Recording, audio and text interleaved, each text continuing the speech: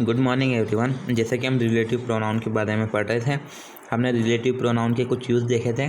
उसका last use और बचता है। हम डेट का यूज़ आज देखें कि डेट का यूज़ कहाँ किया जाता है।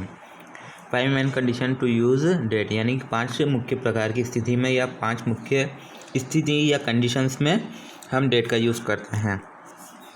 Following are the 5 major conditions to using that in place of who, whom और विच, यानी कि 5 प्रकार की जो मुख्य कंडीशन है या स्थिति है, उसमें हम हु, वोम और विच के जगह पर डेट को लगाएंगे, डेट का यूज़ करेंगे।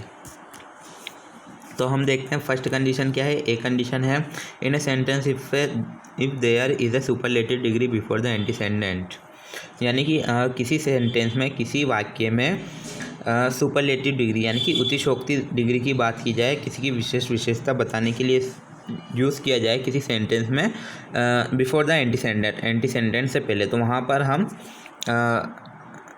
डेट का यूज़ करेंगे। इसके कुछ एग्जांपल दिए गए हैं, जैसे कि Mohan is the tallest boy, यहाँ blank space reads in our school, यानी कि मोहन हमारे स्कूल में पढ़ने वाला सबसे लंबा लड़का है, या मोहन हमारे स्कूल में मोहन सबसे लंबा लड़का है जो हमारे स्कूल में पढ़ता है। इस तरह का इसका मीन होगा। तो हम देखते हैं कि यहाँ मोहन की विशेषता बताने के लिए यहाँ बात की गई है कि मोहन जो है वो सबसे लंबा लड़का है। तो इस तरह के सेंटेंस में हम डेट का यूज़ करेंगे। आगे बढ़ते हैं, हम देखते हैं बी टाइप। तो बी टाइप क्या कहती है, if the sentence is interrogative that is used in place of relative pronoun. B type कहती है यदि वाक्य इंट्रोगेटिव हो, यानी कि प्रश्नवाचक हो, तो हम रिलेटिव प्रोनाउन की जगह, यानी कि वही हु, वोम, विच वगैरह की जगह हम डेट का यूज़ करेंगे। जैसे कि यहाँ कुछ एग्जाम्पल दिए गए हैं, उनको हम देखते हैं। फर्स्ट एग्जाम्पल है who is he that troubles you, यानी कि वह कौन है जो आपको परेशान करता है। इसी तरह एक और एग्जाम्पल दिया गया है, what is it that worries him so much, ऐसा क्या है जो आपको इतना चिंतित करता है। तो इस तरह से हम इसमें अगर प्रश्नवाचक अगर कोई क्वेश्चन पूछ रहा है तो उस तरह के सेंटेंस में भी डेट का यूज़ किया जाता है। आगे बढ़ते हैं, हम नेक्स्ट टाइप देखेंगे इसकी सी टाइप। सी टाइप क्या कहती है, इफ़ वर्ड सच एज, यानी कि यदि शब्द वर्ड्स जो है वो ऐसे हों जैसे कि क्या, only, any, same, all nothing, no one, nobody, anybody, anything, none, little, etc are before the blank है ना। तो यदि ऐसे वर्ड्स या जो सेंटेंस में ब्लैंक स्पेस से पहले, यानी कि रिक्त स्थान से पहले अगर ऐसे वर्ड्स आ जाएं, ऐसे शब्द आ जाएं, तो उसमें भी हम डेट का यूज़ करेंगे। जैसे कि हम इसका एक एग्जांपल देखते हैं। यहाँ बताया गया है फर्स्ट वाला example, all blank space glitter is not gold, तो हम यहाँ डेट फिल करेंगे, यानी कि हर चमकती चीज़ सोना नहीं होती, या जो हर चीज़ जो चमकती है वो सोना नहीं होती। तो हमने यहाँ देखा यहाँ ऑल वर्ड आया था और यहाँ दिया गया है कि ऑल भी है इस वर्ड्स में, और यहाँ ब्लैंक स्पेस से पहले आया है और बाद में ब्लैंक स्पेस है, तो हमने यहाँ डेट का यूज़ किया। इसके बाद एक और एग्जांपल दिया गया है यहाँ, this is the same person blank space you beat, यहाँ हम डेट फिल करेंगे, तो यह हो जाएगा कि यह वही व्यक्ति है जिसे आपने हराया था। तो यहाँ पर भी हमने देखा, यहाँ पर सेम वर्ड आया है और सेम वर्ड यहाँ पर भी है। तो आप याद रखिएगा कि इनमें से कोई वर्ड्स आ जाए ब्लैंक स्पेस से पहले, तो हम वहाँ डेट का यूज़ करेंगे। आगे बढ़ते हैं, इसकी नेक्स्ट टाइप देखते हैं। इसकी नेक्स्ट टाइप है डी। क्या कहती है, वेयर पर्सन, जहाँ किसी व्यक्ति प्लस थिंग और पर्सन किसी वस्तु और व्यक्ति की बात हो, प्लस एनिमल जानवर की बात हो, आर बिफोर द ब्लैंक, यानी कि किस स्थान से पहले, ब्लैंक स्पेस से पहले किसी व्यक्ति, वस्तु या जानवर की बात हो, तो वहाँ हम डेट का यूज़ करेंगे। जैसे कि एग्जांपल देखते हैं इसका, the man and the dog you see live next door, यानी कि हमने यहाँ देखा, हम इसमें यहाँ ब्लैंक स्पेस में डेट फिल कर देंगे कि वह आदमी और कुत्ता जिसे आपने देखा था वो अगले दरवाजे पर रहता है, अगले घर पर वो रहता है।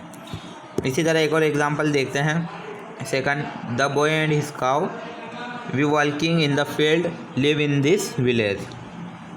तो यहाँ हमने देखा फर्स्ट सेंटेंस में हमने देखा था यहाँ व्यक्ति और जानवर की बात की गई थी। सेकंड सेंटेंस में आप देखते हैं द बॉय वही व्यक्ति और उसका वही जानवर की बात की गई है। तो इसका मीन होगा कि वह चरवाहा और उसकी गाय जो हमने मैदान में देखी थी वो इसी गांव में रहते हैं। यानी कि जो चरवाहा और वो जो गाय जो वहाँ मैदान में चल रहे थे हमने वो देखे थे, वो इसी गांव में रहते हैं। तो हमने यह देखा कि यहाँ पर भी बॉय यानी कि व्यक्ति की और एनिमल की बात की गई है और उसके बाद ब्लैंक स्पेस है। आगे बढ़ते हैं, हम देखते हैं कि फिफ्थ रूल क्या कहता है। जो फिफ्थ रूल है वो है if preposition had been used after the verb of the relative clause. तो फिफ्थ रूल ये कहता है कि प्रीपोजिशंस रिलेटिव क्लॉज में वर्ब से पहले अगर प्रीपोजिशन वर्ब के बाद में यानी कि क्रिया के बाद अगर प्रीपोजिशन यूज़ की जाए तो उस तरह का सेंटेंस कैसा होगा हम ये देखते हैं। यानी कि जो हम देख रहे हैं संबंधवाचक जो उपवाक्य होता है, जो सेंटेंस होता है उसमें अगर वर्ब के बाद आप प्रीपोजिशन लगाएंगे तो वो सेंटेंस किस तरह से होगा देखते हैं हम। उसमें भी डेट का यूज़ करते हैं। I know the man that you are talking about. यानी कि हमने देखा कि क्रिया के बाद यहाँ पर प्रीपोजिशन आई हुई है तो हम यहाँ पर डेट का यूज़ करेंगे। तो इसका मीन होगा कि मैं उस आदमी को जानता हूँ जिसके बारे में आप बात कर रहे हैं। और यहाँ लिखा हुआ है if preposition had come first the sentence form will be. यदि प्रीपोजिशन फर्स्ट में आ जाए यानी कि वर्ब बाद में आए, पहले आगे प्रीपोजिशन आ जाए फिर ब्लैंक स्पेस हो और बाद में वर्ब हो तो उसका पैटर्न इस तरह से होगा कि I know the man about whom you are talking. तो यहाँ पर हम डेट यूज़ नहीं करेंगे, इसमें आप वूम लगाएंगे। अगर प्रीपोजिशन पहले आ जाती है और वर्ब बाद में आ रही है तो वहाँ पर वूम यूज़ किया जाता है। इसी तरह यहाँ एक और एग्जांपल दिया गया है I know the house that he lives in. मैं उस घर को जानता हूँ जिस घर में वह रहता है। तो इस तरह से हमने देखा कि यहाँ पर भी हमने डेट का यूज़ किया है और जो प्रीपोजिशंस है वो वर्ब के बाद में आई है। तो इस तरह के सेंटेंस में हम डेट का यूज़ करेंगे। तो आपके ये जो टॉपिक था रिलेटिव प्रोनाउन का ये पूरा हो चुका है। इसके बाद आपके कुछ एक्सरसाइज दी गई है, उसमें आप प्रैक्टिस करें और उनको फिल करें और कुछ ना आए तो आप पूछ सकते हैं। नेक्स्ट क्लास में हम नेक्स्ट चैप्टर स्टार्ट करेंगे।